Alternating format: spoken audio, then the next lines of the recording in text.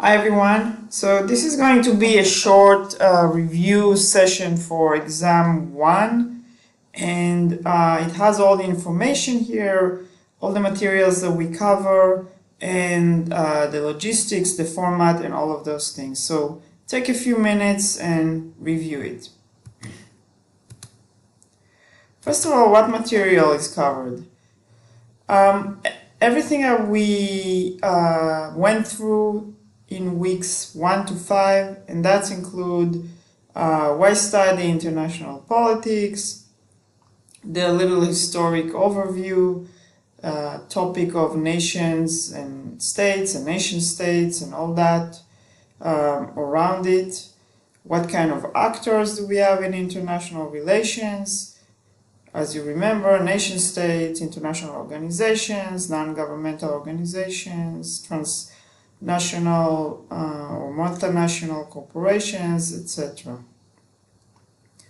Also important for you is to cover and know well the concept of the levels of analysis, the one where we focused on in assignment number 1.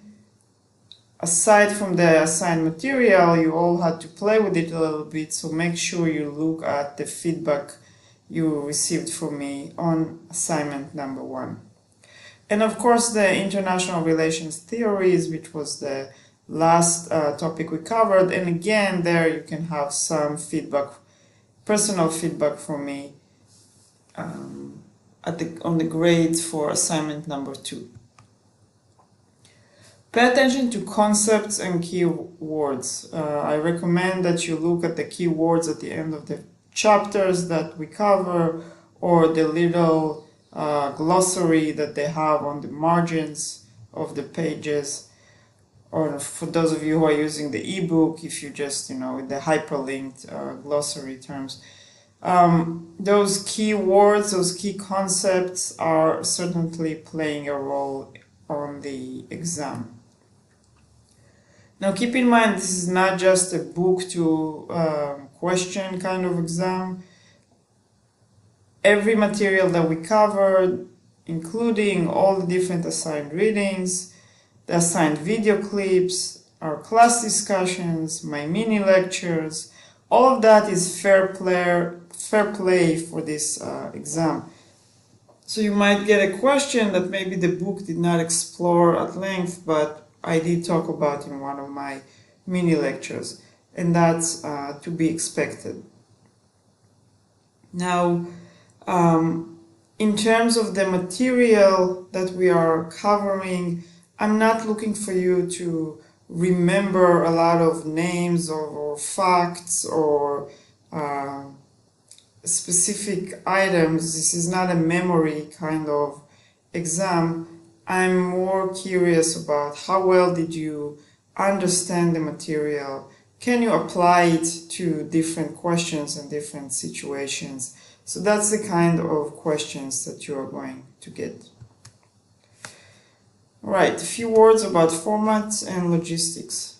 First of all, the exam will be available on the Exams tab on Blackboard starting on midnight, October 13, and until 11:59 p.m. October 15. That's your window to complete it. It's a long window. You have full 72 hours.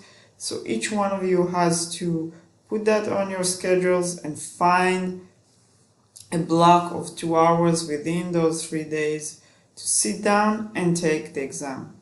I don't care if it's at 9 o'clock in the morning or 4 o'clock in the afternoon or 2 o'clock at night. You can only take the exam once.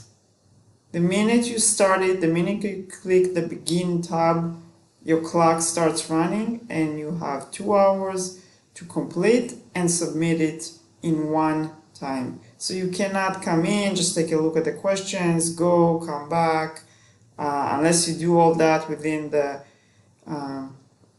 window of 2 hours, then this will not work for you. So don't start the exam, don't click the begin button until you are ready to take it. And then you have 2 hours to complete it. And students who have extended time approved, I already set it up for you guys, but if you're not sure or you have any questions, just contact me privately by email and I will explain exactly how things work. This is an open book and open notes exam, but you should not use just internet web searches during the exam, and that's for two reasons. First of all, if this is the first time that you encounter the material, meaning that if you didn't do all the work until now, it will be really hard for you to find what you need within those 2 hours. Second of all, the questions that I'm asking are original questions that I sat down and wrote.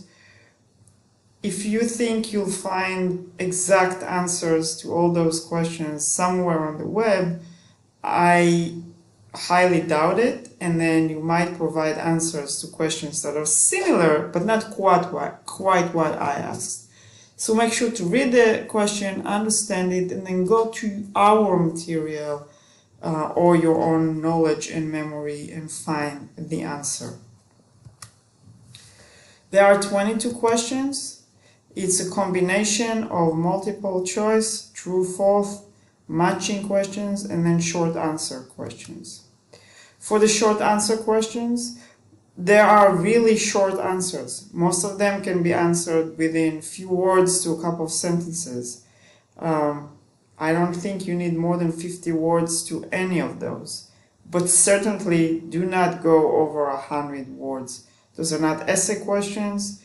In fact, you probably are going so much above and beyond if you went over 100 words that you're not really answering what I am asking. Now, those short answers must be original, your own words. You wrote it. Do not provide me any copy and paste from anywhere. I check everything and double check and cross check. If you find that you absolutely have to use a quote from somewhere, and again, there is no need for that. When you see the questions, you'll realize it. If you do, though, as always, you have to cite. If I find that you copy-pasted from Wikipedia or any other place without citation, I will deduct points on the answer, even if it is somewhat correct.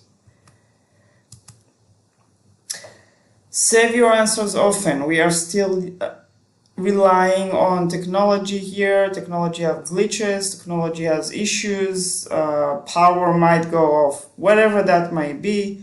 Make sure that you save your answers often. Never click on the back tab.